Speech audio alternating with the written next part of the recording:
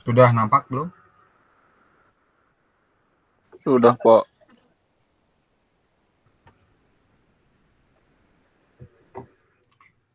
Mata kuliah metode pelaksanaan konstruksi. Kita lihat dulu.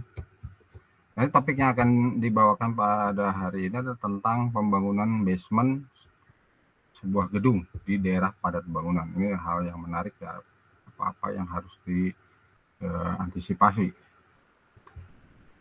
Saya ingin melihat dulu ke sini nih. Anda itu MPKG SKS-nya 3 ya, teori 2, praktek 1, maksudnya ya latihan gitu ya. 3 SKS tuh yang jadwal yang bulan Ramadan tuh yang surat edaran dari direktur yang ini ya. Kalau tidak Ramadan sih ya mulainya jam 7, berakhir jam 11.30. Ramadan berkurang 10 menit jadi 50, jadi 40 menitan, mulainya jam 8, berakhir jam 11.20 tanpa istirahat. Nah ini kenapa saya tadi meminta kalau ada teman Anda yang bertanya ke Anda boleh masuk, silahkan.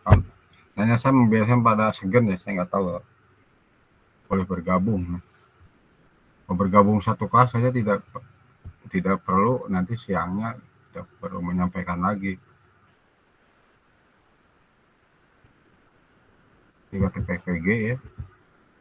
Ini Anda ketemu saya MPKG dengan PUT ya. Di posisi minggu ke-11 di sini. KG 2A.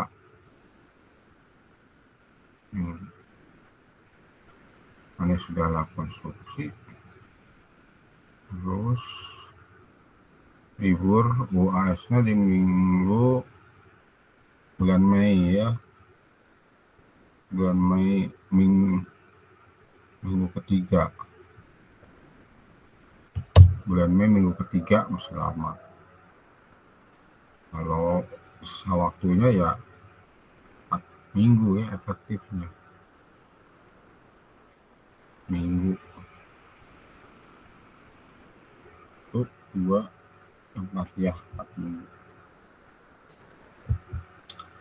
Oke, jadi topik ini pembangunan basement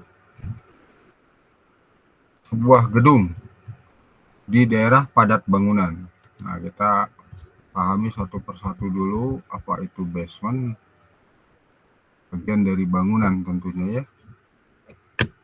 Basement bagian dari bangunan yang berada di paling bawah. Ruang bagian dari bangunan yang ruangnya ada di paling bawah itu basement.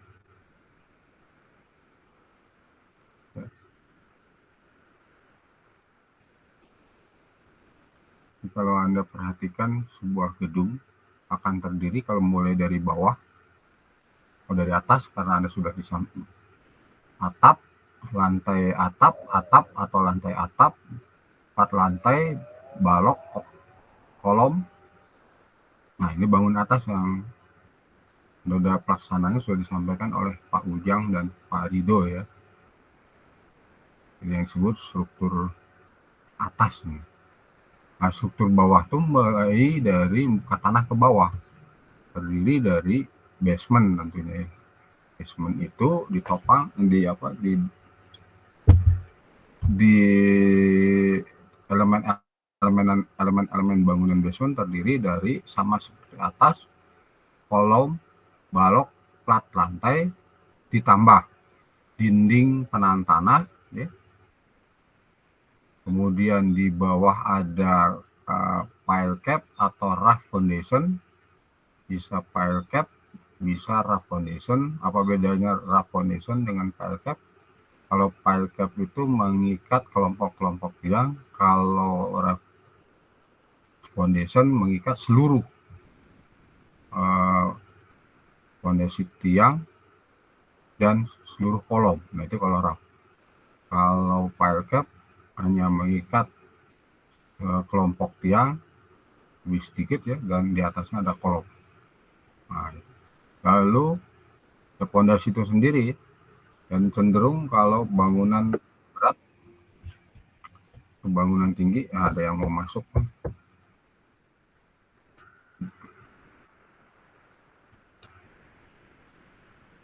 Izinkan semua. Nah, masuk sekarang ya.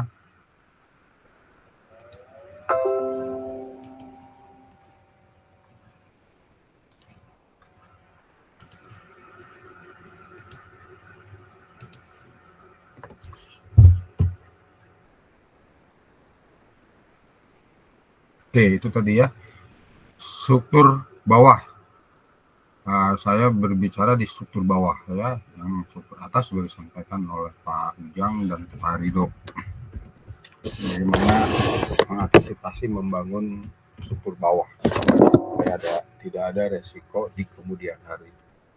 Sekali rontok struktur bawah, struktur atas ikut rontok ya, karena duduknya di struktur bawah.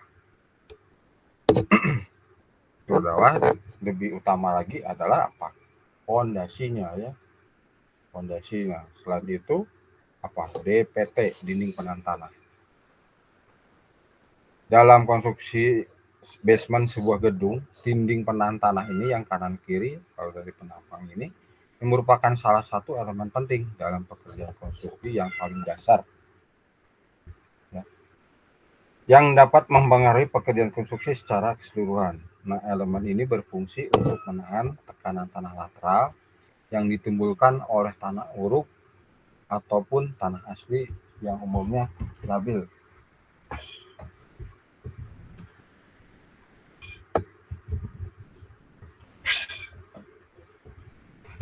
Oke ya.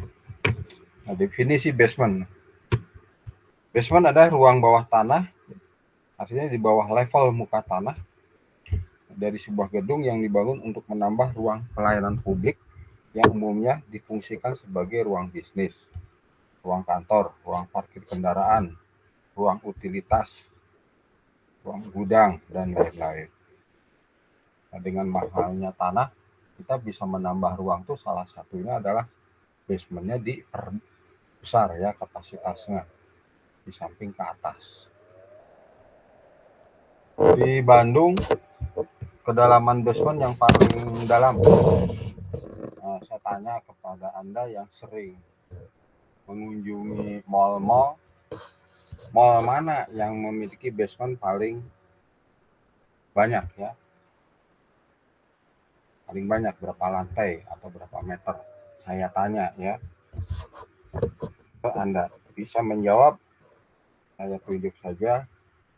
Yang sering main tuh biasanya laki-laki atau perempuan, dua-duanya ya.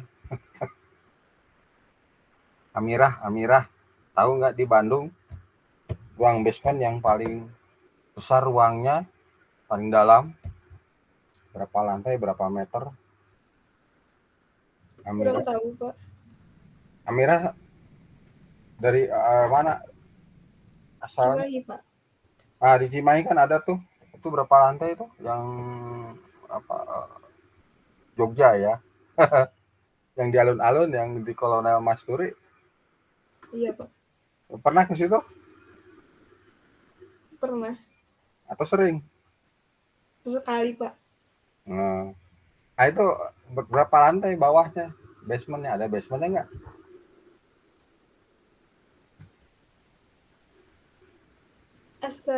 Cuma satu, Pak. Nah, cuma satu lantai. Iya. Difungsikan berapa? Setengah buat parkir, setengahnya udah masuk mall. Oh, parkir sama mall. Coba yang ditinggal di Bandung. Ini Amira dari Cimahi ya. Oh, saya di kampung ya. Saya di Cililin. Jarang ke mall. Tapi saya tahu mall mana yang lantainya paling besar. Nah, saya mau tanya dulu ke Anda, mall mana yang basementnya paling dalam ya Pak? Paling banyak lantainya. Masa ada nggak bisa menjawab? Nanti oleh-oleh bermain itu harus bercerita. Cek mungkin Pak. Ya Agung, mana Bangunan BC. Hah? BC, Pak. Nah, itu dia. Bandung Electronic Center, Jalan Purnawarman. Itu ke bawah berapa lantai, Gung? 5 nggak tuh 4, Pak? Sekitar 5 ya. 5 lantai, yang bangunan baru tuh 5 lantai. Kalau 5 lantai kali 4, rata-rata per lantainya misalnya. Itu 20 meter itu. 20 meter. Sewaktu perencanaan maupun pelaksanaannya sudah pasti menghadapi banyak masalah. Baik perencanaan maupun pelaksanaan sudah pasti banyak masalah. Cuman ya alhamdulillah kan, pekerjaan BS itu seolah-olah kayak kalau cerita itu cerita sangkuriang gitu. Tiba-tiba truk jadi ada basement kan. Kita nggak pernah mendengar susahnya membangun ruang basement. Apalagi 20 meter ke bawah sudah pasti dia akan melewati level muka air tanah. Nah, itu bagaimana mengatasinya. Lalu waktu pelaksanaannya menggali tanahnya dibuang kemana dan sebagainya ya. Dia harus tahu. Nah, apalagi ini Anda KG ya, KG itu memang objeknya gedung. Sebenarnya bangunan monumental selain gedung, untuk ya Anda jangan melihat Anda sebagai mahasiswa dari konstruksi gedung, harus tertarik juga ke bangunan-bangunan monumental lainnya, bahkan lebih banyak ya, lebih banyak. Kalau gedung hanya satu tipe umumnya seperti itu, gedung basement dah selesai. Tetapi kalau bangunan sipil secara keseluruhan di Bandung pun banyak yang kalau saya sarankan kunjungilah bangunan-bangunan monumental yang ada di Bandung sekitarnya. Seperti mungkin Anda suka nangkring di bangunan Paspati Cable Stay ya. Situ tuh nangkring ngabuburit atau berfotoria, selfie-ria. Dilihat Cable Stay sambungannya seperti apa, konstruksinya, foto-foto, jangan foto-foto orang juga, dilihatnya di konstruksinya. Lalu ada apa? Bendungan Saguling. Kita masuk sana, kita lihat ya. Kalau dari sini lewat Cililin, lewat Ranca Panggung, Cijenuk, Guling sana ya.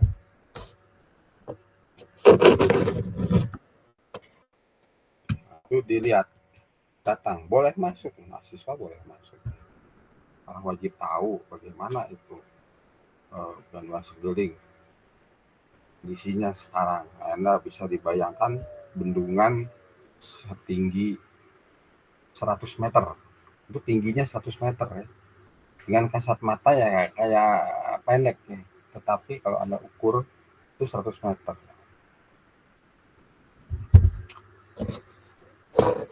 Nah, dilihat ya pelimpahnya, kemudian pengambilan air untuk memutar turbin. Di sana ada penstock juga. Nah, capacity dari power turbinnya itu 2 kali 700 megawatt gitu ya.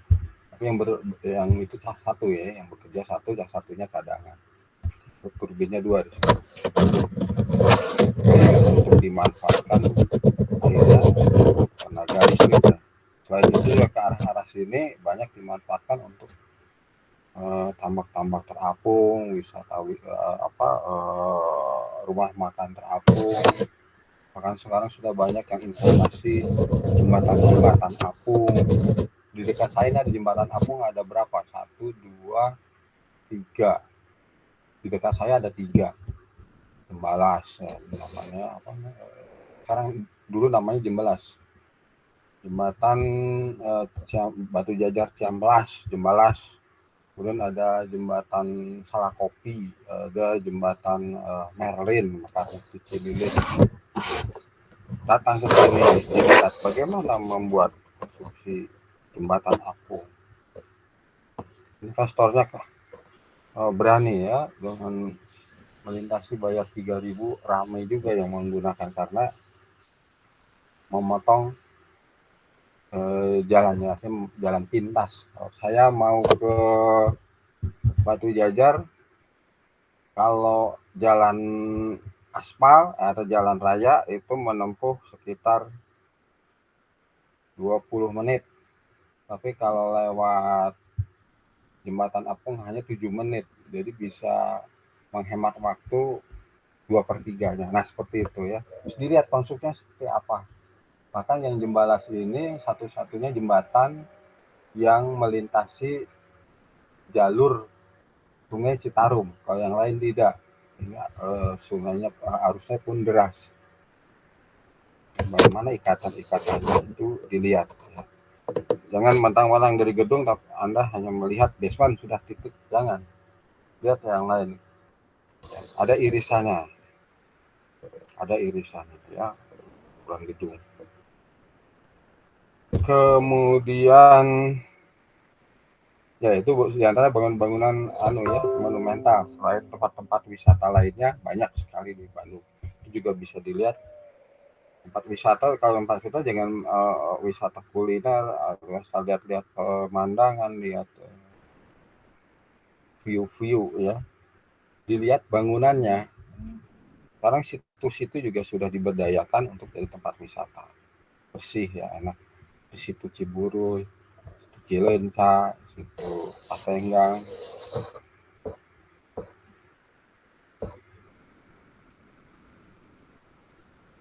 Oke.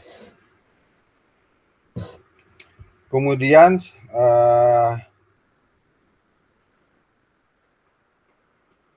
ini ada saya menuliskan tulisan-tulisan tangan yang berwarna merah, ada banyak singkatan besar huruf ya. MAT itu muka air tanah. Karena saya perlihatkan simbol muka tanah itu MT, kasih bulu ke bawah, kalau tanah keras garisnya sejajar gitu. Oke, sudah cukup jelas ini ya. Kemudian saya perkenalkan ada King Post.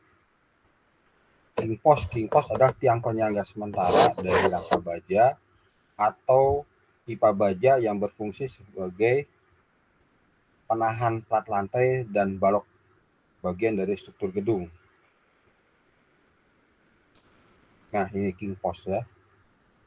Ini King Post. Nah, kalau yang sebelah kanan istilahnya diafragma wall ya. DPT itu bisa macam-macam.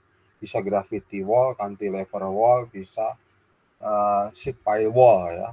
Yang umumnya kalau untuk bahan berbahan besar dan dalam lebih memilih sheet pile wall. Lembaran-lembaran yang bisa dipancang ya prasetak atau ditanam, dicor di tempat.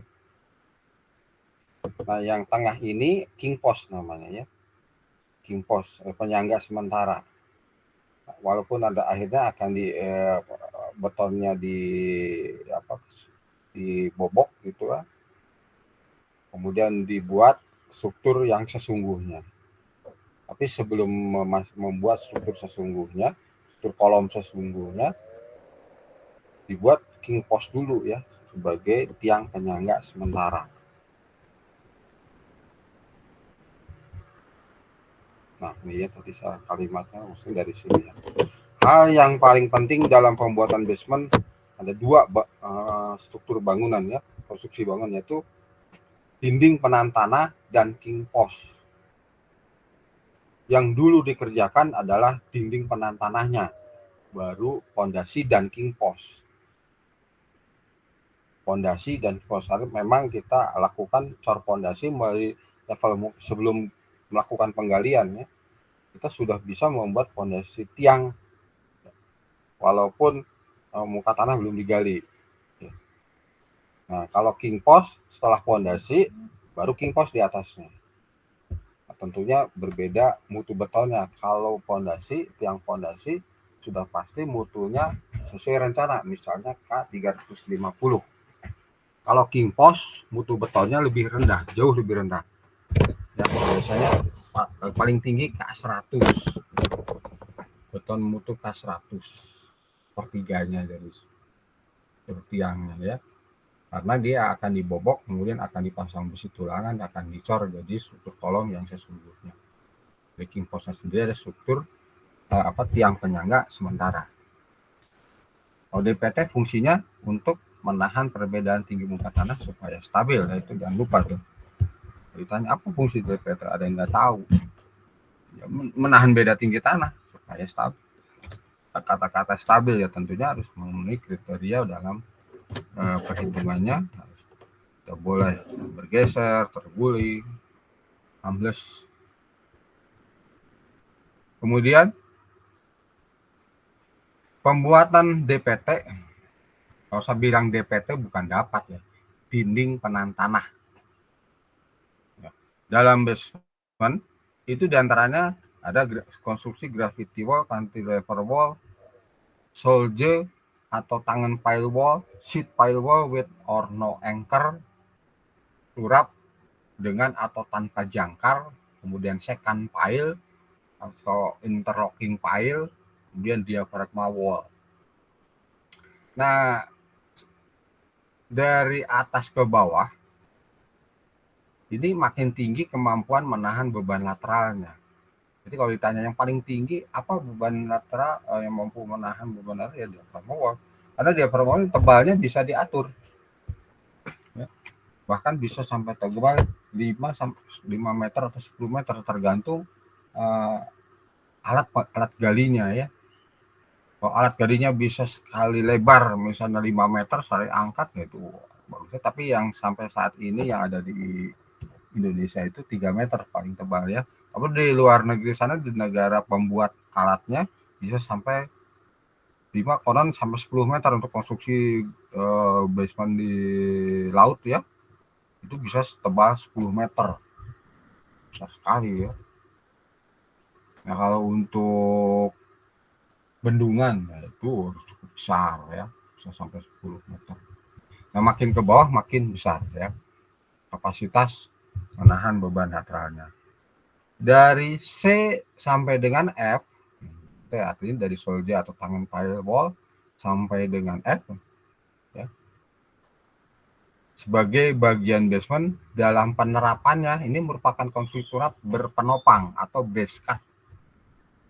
Itu ya, turap berpenopang. Jadi penahannya itu ada di depan tiang, di depan turap, bukan di sisi tanah ya, di ruangnya. Nah, karena kalau di dalam tanah ya namanya jangkar ya, tapi kalau di depan namanya base cut. Kemudian king post adalah konstruksi tiang kolom sementara yang tadi ya sudah disampaikan, mengurusi mahan 4 lantai dan balok. Nah, saya perlihatkan sekarang gambar-gambarnya. Tadi apa? Ada tangan pile, solje pile. Tangan pile atau solje pile bisa dilihat ya. Ini jadi bor pile ada besi tulangannya dan ininya struktural ya, menahan beban. Berhimpitan ya. Susunan dari tiang-tiang beton bertulang bor pile, beton bertulang bor pile, tiang bor bertulang, susun berbaris ya, rapi, berhimpitan malah. Semakin rapat semakin bagus. Nah, ini disebut solje pile atau tangan pile. Nah, kalau makin rapat artinya kita bisa mereduksi rembesan air keluar ya. Mereduksi. Kalau masih keluar juga ya kita harus pasang spesi adukan. Nah, kalau masih keluar bahkan akan lebih bagus ya, permukaannya akan bisa rata ya. Kalau yang belum dipasang spesi adukan seperti di foto ini ya, pelangkung-pelangkungnya kelihatan. Jadi kalau bagian luar ini bagian ruangnya tidak dimasang sebagai ruang ya mungkin tidak perlu ya, selama air tidak keluar, air tanahnya lumpur. Nah, kemudian ada tiang pancang, sheet pile yang dipancang. Ada sheet pile yang dipancang. Jadi tiang-tiang pabrikasi yang dibuat di pabrik bawa ke lokasi kemudian dipancang. dipancangnya ada yang tanpa jangkar, ada yang dengan jangkar. Ini kalau tanpa jangkar yang di atas nih, kalau sederhananya kalau pakai jangkar ini ada jangkarnya. Nah jangkarnya bisa 1, bisa 2, ya bisa lebih dari 1 ya, dan bisa datar, bisa miring jangkarnya. Nah kemudian penampang dari turap sendiri ada yang berbentuk profil seperti ini, corrugated type, ada yang flat ya, papak ini ya, flat. Nah, setiap ujungnya selalu ada alur ya, gunanya untuk memperpanjang garis aliran, jadi bisa untuk menghambat bocoran-bocoran air tanah. Nah, dalam pelaksanaannya yang ini maupun yang ini, kalau dipancangnya pada lapisan pasir itu biasanya sulit untuk masuk. Makanya pilihlah kalau tiang sheet pile turap ini mau dipancang ke susunan tanah ada mengandung pasir dan mungkin tebal, karena pilihlah yang berlubang ya. Ini yang saya titik-titikin merah ini lubangnya sejajar dengan sumbu dari turap itu sendiri.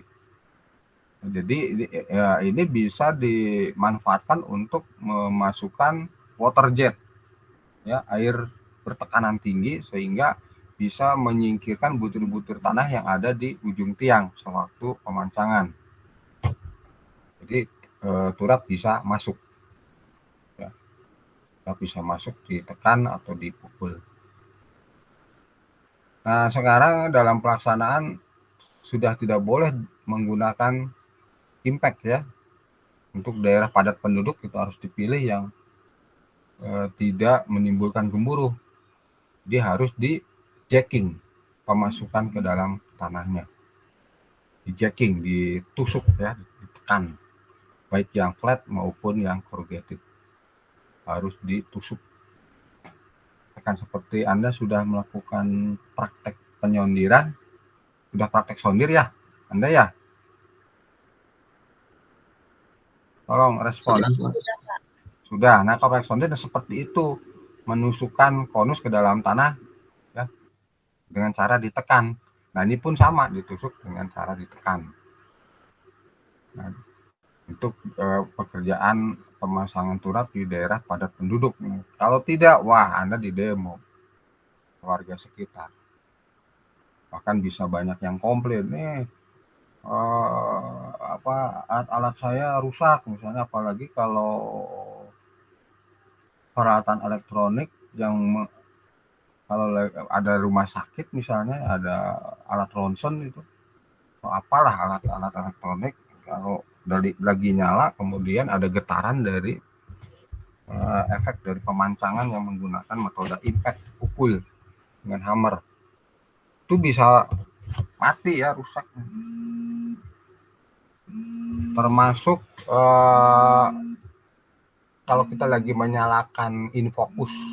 Nah, infocus kan lampunya itu kan mahal, itu kawat wolfram. Lagi presentasi, tiba-tiba kontraktor melakukan pekerjaan pemancangan dengan cara di impact, mati itu, yakin kawat wolframnya putus. Nah, komplain itu, lampu infocus kan mahal gitu. Hanya berpikirlah ramah lingkungan dalam pelaksanaan, bahkan tidak hanya menimbulkan gemuruh dari suara mesin saja juga dibatasi ya kebisingannya. Nah, nanti harus dipasang desibel meter. Nah, sekarang desibel meter tuh dijual bebas karena ada aturan kebisingannya itu kalau nggak salah 80 ya. 80, kalau lebih dari 80 nah bisa kita komplain. Ini lebih dari 80. Bisingannya bisa menghidupkan mesin apa gitu kan. Pada pasar itu harus selalu serba mengantisipasi supaya kita bisa melaksanakan pekerjaan dengan tanpa didemo ya, tanpa dikomplain oleh lingkungan sekitar, oleh orangnya ya. Nah, corrugated type maupun flat type ada yang mutu rendah, ada yang mutu tinggi ya. Kalau yang corrugated type sudah pasti mutunya lebih tinggi pada yang flat type. Flat type pun ada dua pilihan, beton mutu rendah, ada kodenya FCC atau apa gitu. Nanti lihat aja tabel ya, di tabel. Jadi umumnya beton di atas K500 ton. Nah, untuk yang flat type maupun corrugated type, laksana harus sama dengan tidak menggunakan gemuruh. Ini kapasitinya lebih besar yang corrugated type ya, karena ini momen inersialnya lebih besar. Dan ini segmental, bisa disambung-sambung. Penyambungannya dengan cara dilas. Nah, kekuatan sambungan dengan las itu ya harus sama dengan kekuatan tiang tanpa sambungan. Jadi gampang. Jadi momen capacity dari pabrik ini berapa, dan pada waktu menghitung tebal las ya sudah aja dihitung berdasarkan kapasitas momen lenturnya dari tiang itu. Ya. Tebalan lasnya. Nah, kalau dalam desain, saya lewat sebelum saya bicara tentang detail turap. Nah, ini ya, dinding penahan tanah untuk hanya satu lantai, Anda cukup memilih gravity wall dalam perencanaannya. Ya, gravity wall. Biasanya kalau ruang basement itu cenderung dindingnya tegak ya, jangan yang sisi miring di dalam. Sisi miring harus di sisi tanah isian, di sisi tanah tekanan lateral. Di sini harus tegak. Nah, untuk gravity wall yang stabilannya mengandalkan berat sendiri tembok, hanya walaupun memikul hanya kapasitasnya mengandalkan berat sendiri tembok, ini hanya maksimum satu lantai. Kalau ingin yang lebih dari satu lantai menggunakan DPT, bisa menggunakan yang cantilever wall yang sebelah kanan. Ini kapasitasnya bisa sampai 2 lantai. Kalau ingin yang lebih dari 2 lantai ya gunakanlah yang ini ya, turap. Turap ini, bahkan turap-turap yang seperti ini, ada diaphragma wall, ada second pile. Dan second pile yang bawahnya interlocking pile, baik diaphragma wall maupun second pile, pelaksanaan pembuatannya harus lompat-lompat ya. Segmental, sini dulu, sini, baru setelah ini mengeras, baru diantaranya digali lagi, masukkan besi tulangan, cor, sama dengan ini juga ya. Nah, kalau yang second pile ini ada tiang utama, ada tiang kedua ya.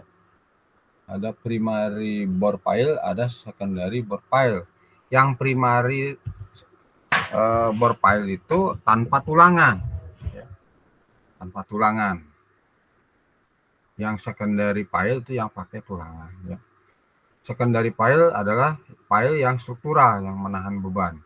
Kalau yang primary bore pile-nya tidak memikul beban ya, jadi nanti beban itu ditransfer, yang beban ini ditransfer ke yang tiang yang ada besinya. Nah, mutu beton tiang utama dan tiang kedua itu berbeda ya. Kalau tiang kedua ini atau tiang yang ada besinya sudah, yang karena dia struktural mesti betonnya sesuai rencana, tetapi kalau yang ini betonnya mutu rendah ya, dan tidak ada tulangan yang primary ini, karena pada pelaksananya ini memang lebih dulu dikerjakan yang pertama ini tiang-tiang tanpa tulangan dan betonnya mutu rendah, karena akan diiris ya, akan dibor, di sampingnya akan teriris, ini akan berbentuk seperti ini. Nah, di samping kanan kirinya ada tiang-tiang utama, tiang-tiang kedua atau tiang-tiang struktural. Nah, ini pun pelaksanaannya lompat-lompat, sini dulu, lompat sini ya, atau di sini ya. Bisa selang 1 atau selang 2. selang satu atau enggak, yang ya kalau pengen anu ya susun dekat ya selang satu ya. Tuh ini kalau itu udah mengeras. Nah, biasanya kalau yang primary ini menggunakan aditif supaya bisa segera dikerjakan ya, supaya kerasnya dengan cepat, biar hari ketiga kita sudah bisa mengiris ya, mengebor, pasang yang strukturalnya. Ini disebut nih second pile atau interlocking pile.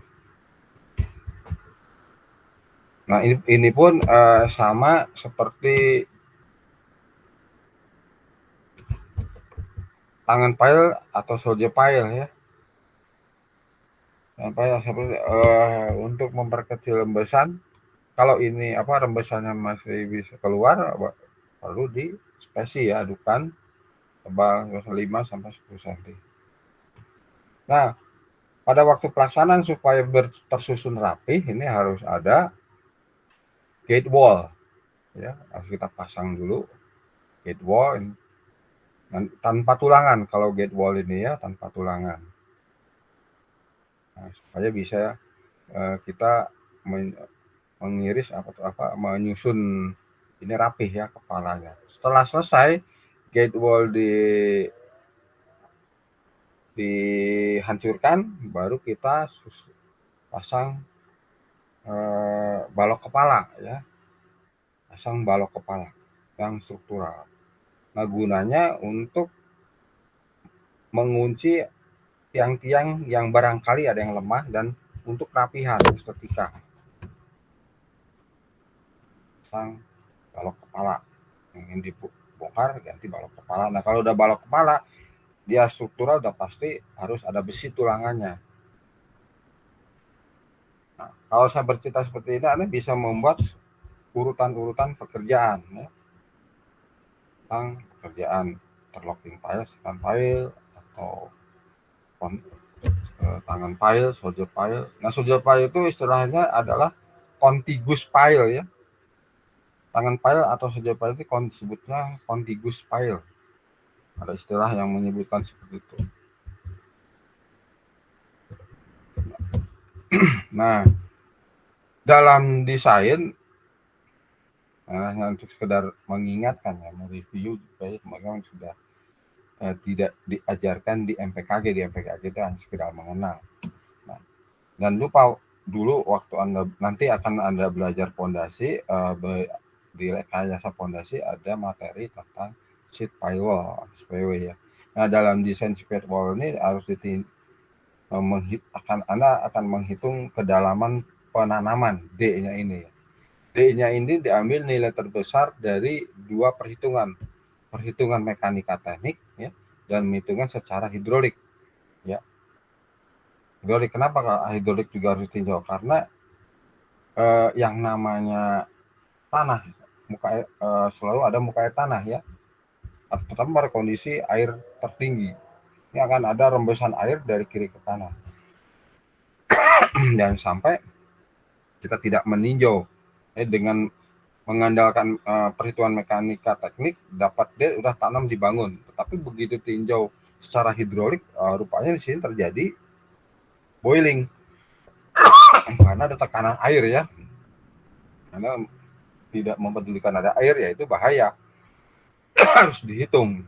Nah, untuk perhitungan secara hidrolik untuk mendapatkan nilai D, Anda perlu pengetahuan tentang Fronet ya, teori jaringan aliran. Jadi di kiri ke kanan rembesan berapa ya, dan cek di sini piping atau boiling kah.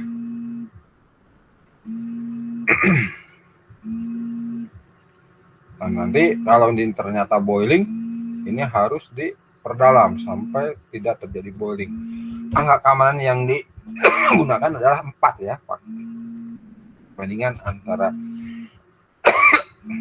gaya penahan dibagi gaya uplift itu harus 4 kalinya. Di sini ya.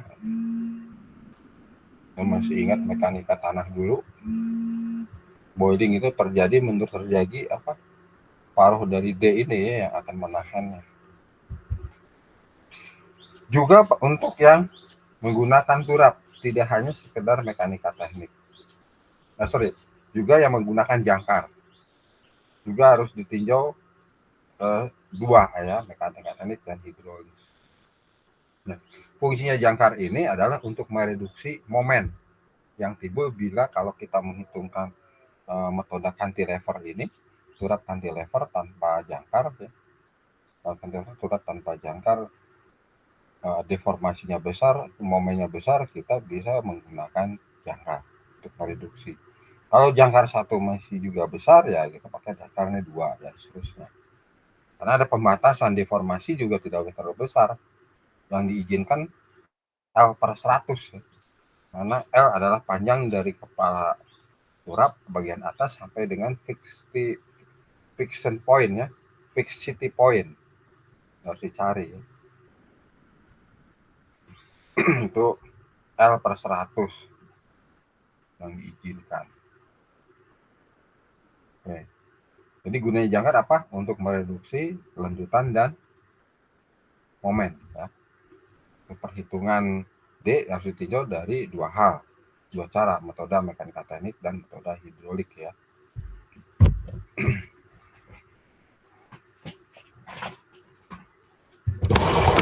Oke, lanjut. Ini sudah.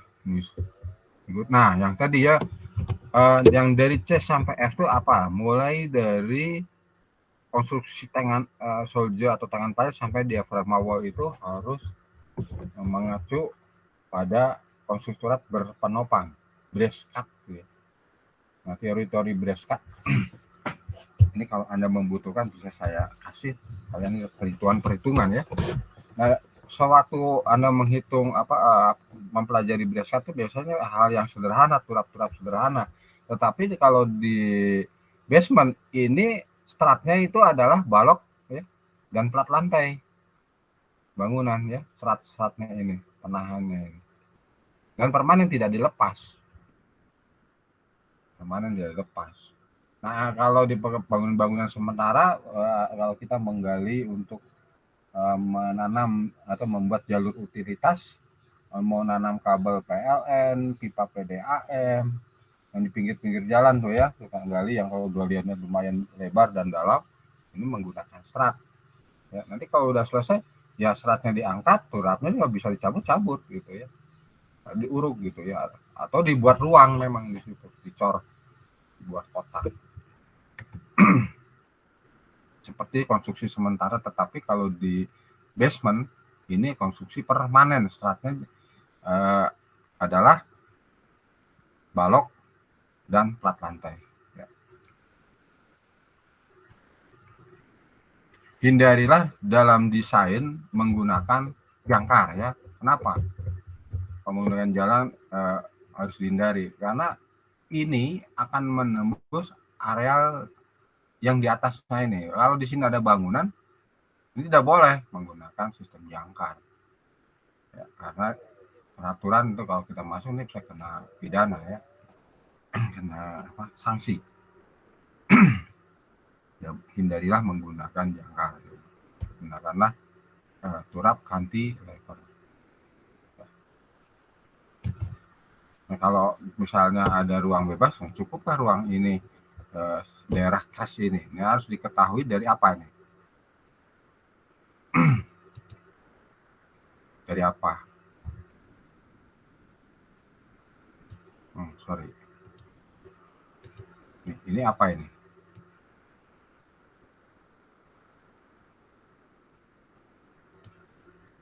Bidang longsor ya.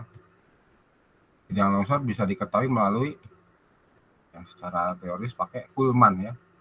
Bidang longsor.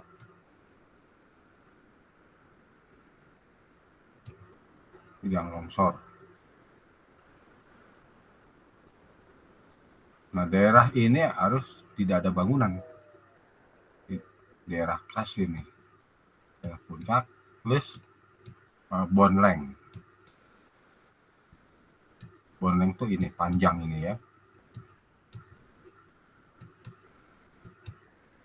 BL juga sama bone length-nya.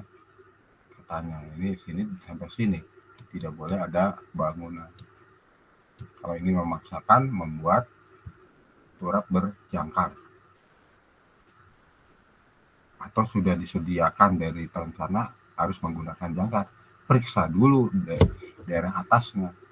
Ya, ada bangunankah? Kalau ada harus dibebaskan dulu. Ya, kalau tidak kita kena sanksi. Ini bersrat. Terus, nah ini contoh sistem top down disebutnya ya. Kalau kita membangun basement, ini sudah saya buatkan urutannya, ini harus hafal luar kepala ya. Membuat basement pertama kali itu yang dibangun adalah diafragma wall ya, atau turapnya atau DPT-nya. DPT-nya atau turapnya atau diafragma wall. Ya, orang sekarang bilangnya udah pasti bilangnya diafragma wall. Tadi bisa disetel, disetting apa tebalnya ya. Lebih besar daripada yang lain di lapangan. Nomor 1, pasang diafragma wall. Langkah kedua, nah ini jangan lupa, ini muka tanah masih rata ya. Muka tanah masih rata. Nah, yang pertama kali dibangun adalah diafragma wall ya, atau DPT. Kalau bahasa kalau orang bilang DPT itu secara umum lebih enak bilangnya DPT, diafragma sudah diafragma sudah pasti kita menggali ya, pekerjaannya itu menggali lalu pasang besi tulangan, cor ya, pasang dulu nomor 1 ini. Muka tanah belum dilakukan penggalian ya, masih rata. Jadi yang terlihat di permukaan tanah itu ya kepala-kepalanya saja. Nah, langkah kedua adalah kita mengebor dari atas dari muka tanah ini terus tembus ya sampai kedalaman rencana, itu membuat fondasi tiang ya yang warna abu-abu ini, abu-abu tua, hitam muda atau abu-abu tua ya. Kita masang fondasi. Nah, ngecornya pun nanti di lot ya. Jangan sampai kalau untuk fondasi ini ngecornya sampai kelewat gitu ke atas. Ya. Yang ini terutama sampai kelewat ke atas. Harus berhenti di level rencana basementnya, lantai basement bawah yang paling bawah. Cap apa arah foundationnya di sini berhenti ya, yang putih-putih ini ya, berhenti di sini level ini nih. Nah, untuk yang dipasang king post yang baris putus-putus ini, king post. Nah, ini mutu betonnya berbeda. Pertama dicor dulu mutu beton untuk fondasi secara keseluruhan sama, di sana K350, berhenti di sini.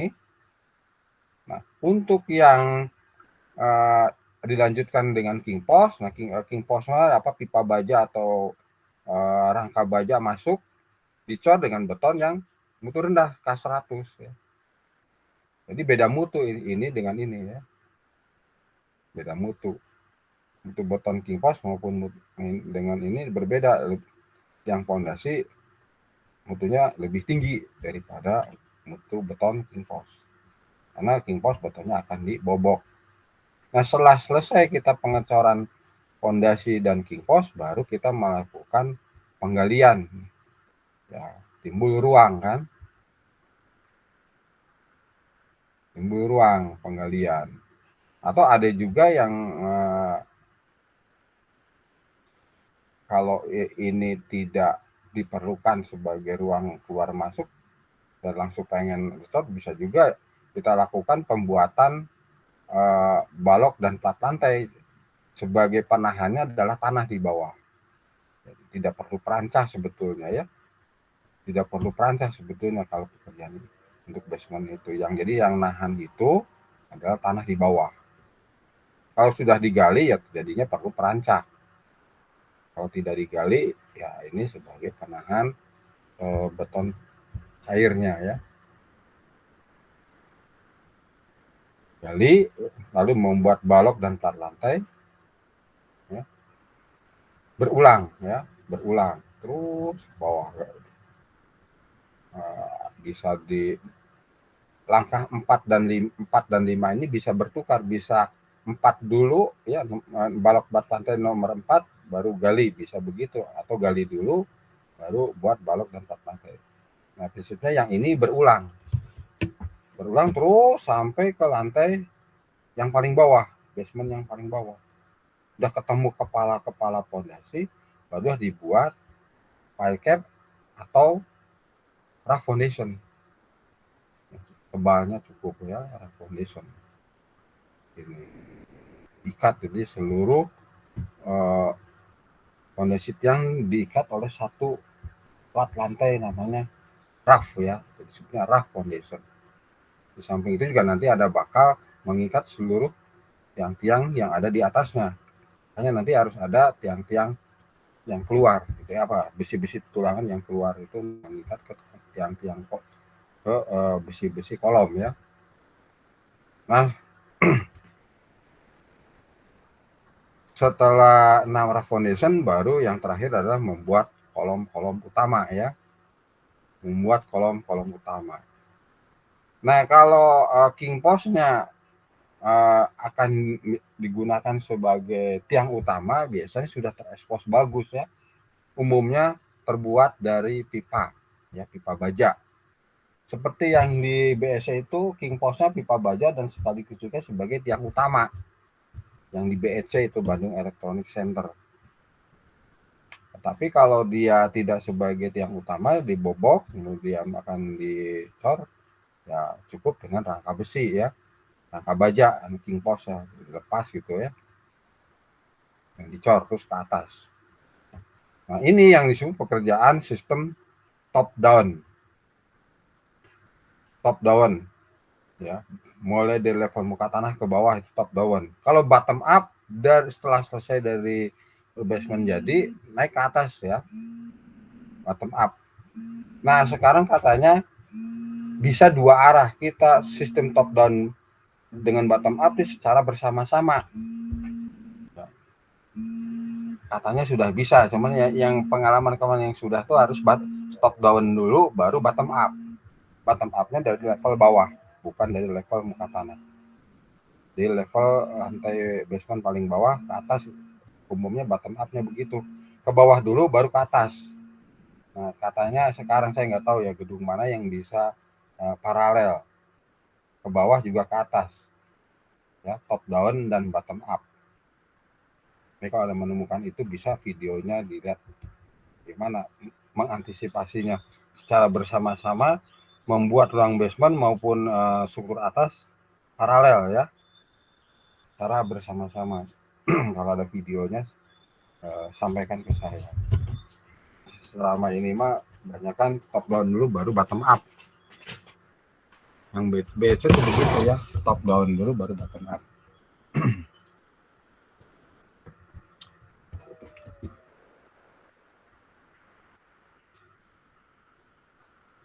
Nanti kita istirahat jam 9.30 ya. Udah 20 menit lagi. Nah, permasalahan lagi ya. Pesan apa yang belum bisa sampaikan? Oke, sudah ya. Yang permasalahan yang timbul sewaktu membuat basement ya. Kita sudah punya denah. Ternyata beban di sekitar lokasi sudah ada ya, dari rumah-rumah penduduk itu misalnya ya, atau gedung-gedung tinggi sebelahnya. Nah, kemudian tidak menutup kemungkinan beban bekerja pada daerah crash. Nah, daerah crash gini, kalau ini sudah ada dinding, ya, kemudian ini Anda harus tahu nih bidang longsor ini di mana dengan cara Kuhlman ya. Nah, dulu mekanika tanah menentukan bidang longsor dengan cara Kuhlman diajarkan oleh siapa waktu itu? Oleh saya kah?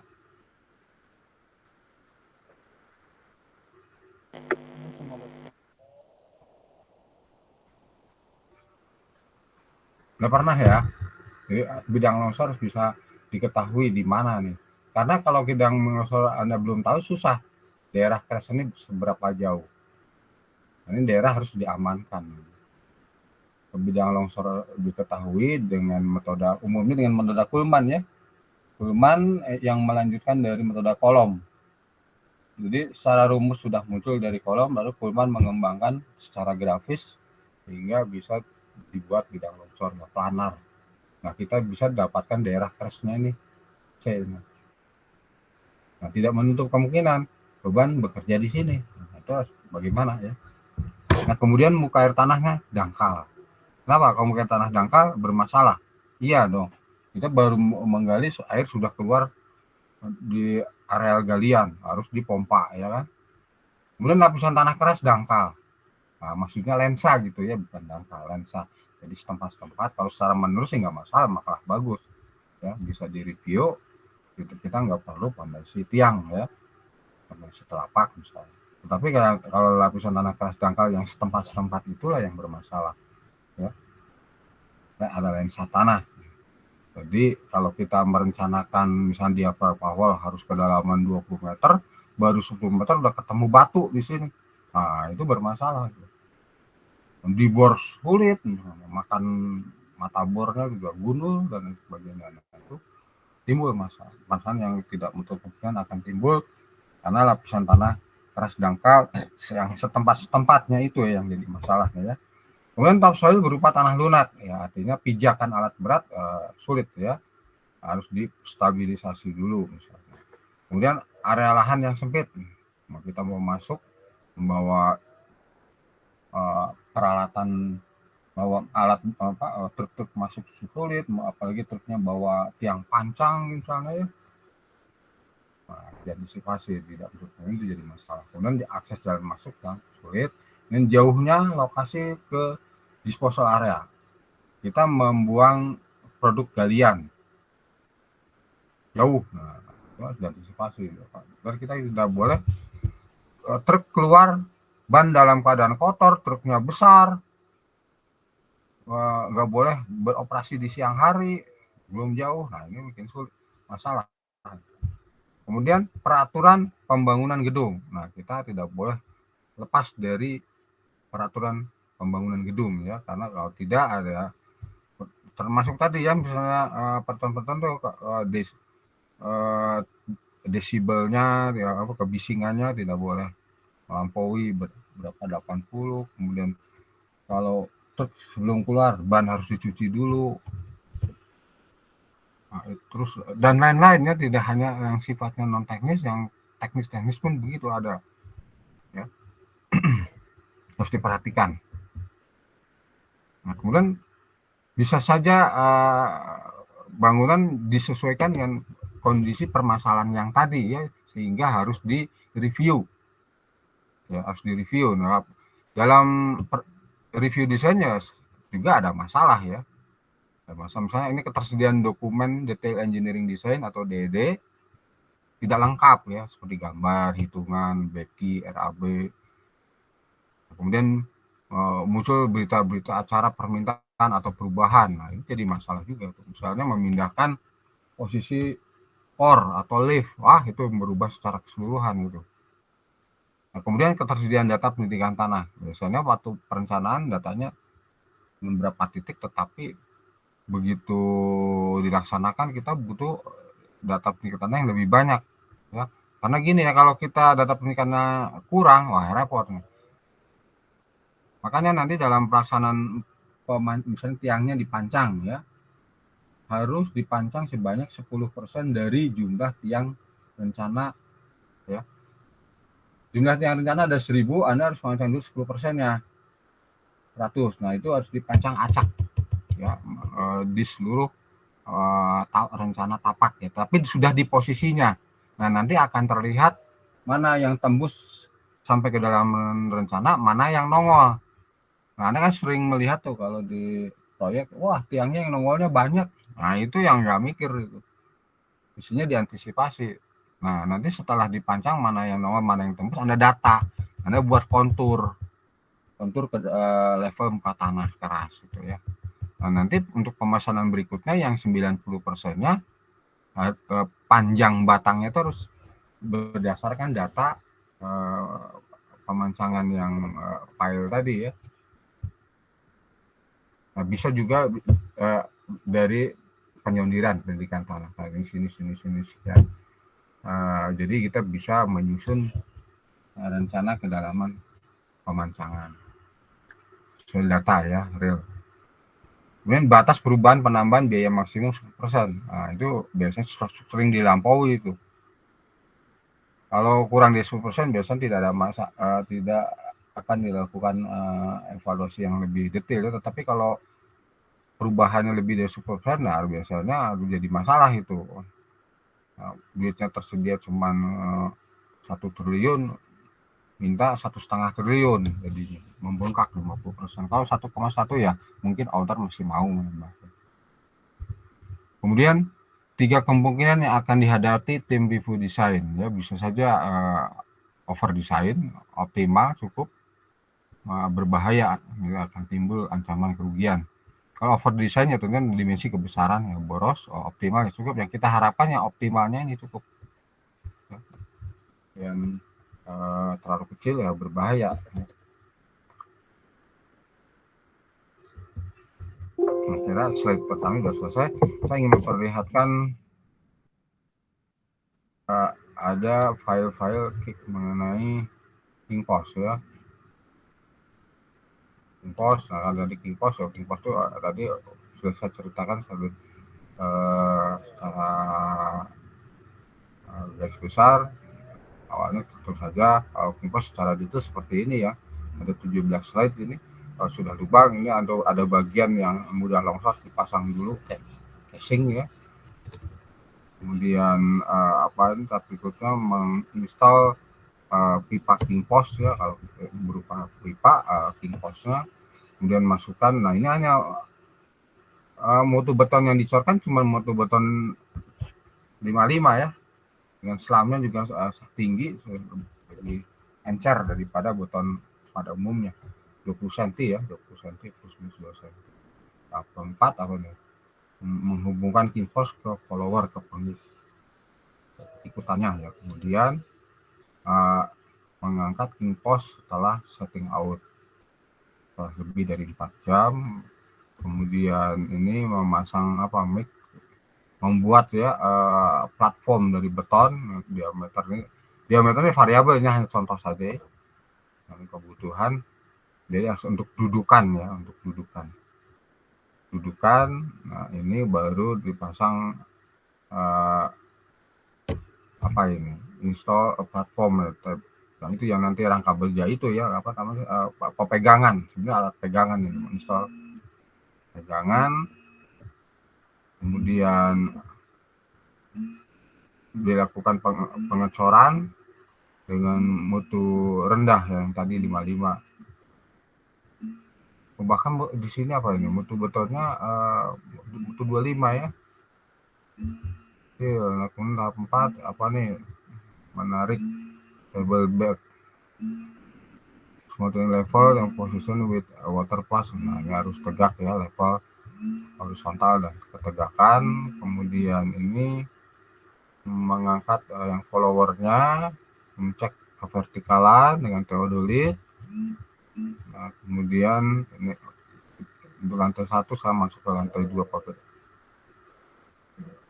level ke yang kedua. Nah di sini ini rangka bajanya ya.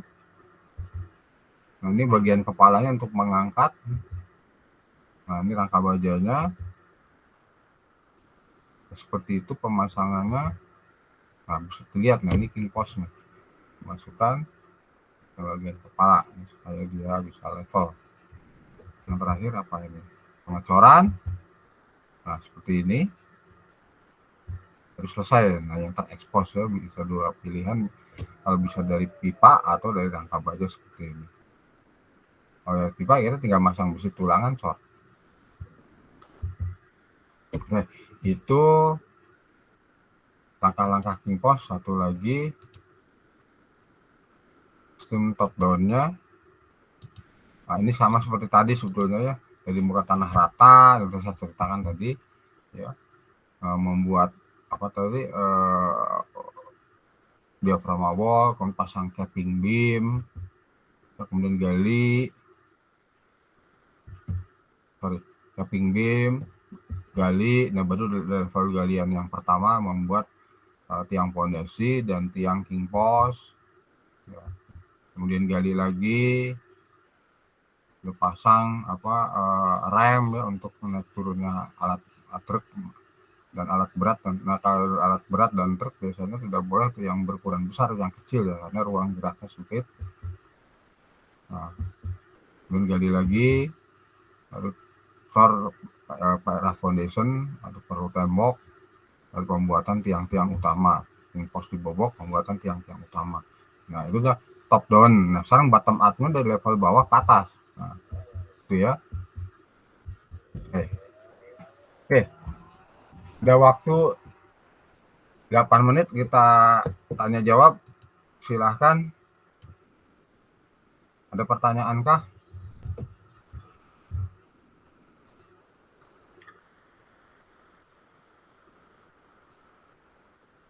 Pak mau tanya, Ya, silahkan. Jadi, tadi syarat pemasangan angkur itu tidak boleh ada bangunan, maksudnya gimana ya Pak? syarat pemasangan angkur, kalau di dalam gambar ada angkur, ada jangkar, Anda harus memeriksa bagian crashnya, bagian atasnya. Yang ini.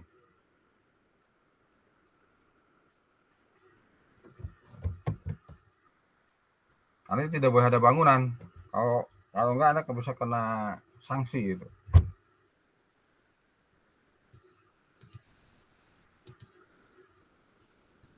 Dan tanahnya bahkan harus bebas ya. Nih, yang ini.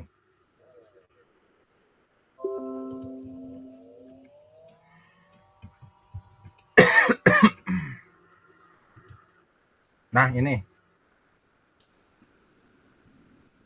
Ini kalau masang jangkar, pastikan bahwa daerah crash ini tidak ada bangunan. Kalau masih ada bangunan harus dibebaskan, ya, harus dibeli oleh owner tanahnya.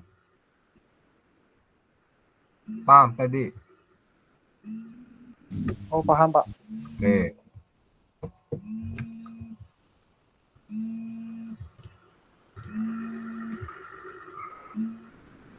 Ada lagi?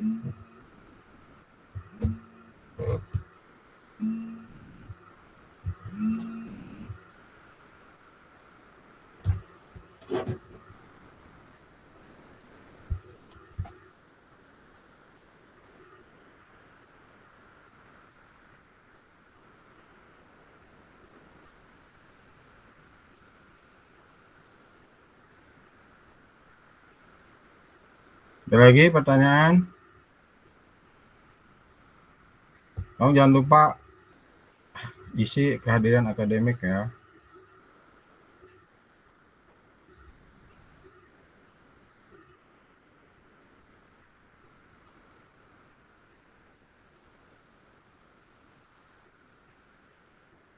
Ada lagi pertanyaan?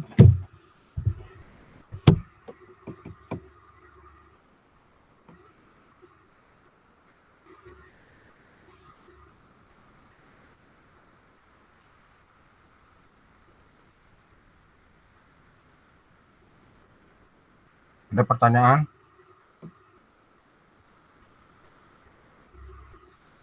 Tidak, nggak ada ya. Kalau nggak ada, kita istirahat dulu, masuk lagi jam 10 ya. Pak. Oke, masuk jam 10. Silakan kalau mau tetap di room ini atau live. Jam 10 masuk lagi. Kalau saya mau live dulu karena ini laptopnya panas dari tadi pagi. Ya, saya live dulu ya. Silakan kalau mau live, saya live duluan. Pak. Baik, Pak. Ya.